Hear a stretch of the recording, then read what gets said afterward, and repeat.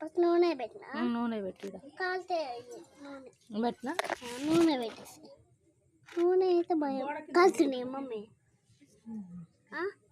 అందుకని నేను ఎప్పుడు వేసినా పెట్టను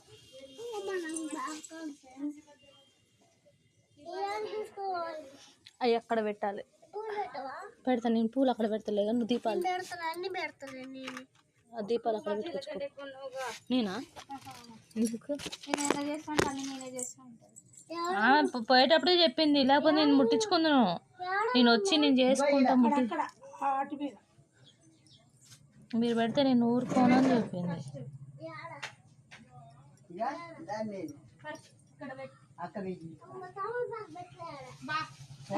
పెట్టకుండాలే నాన్న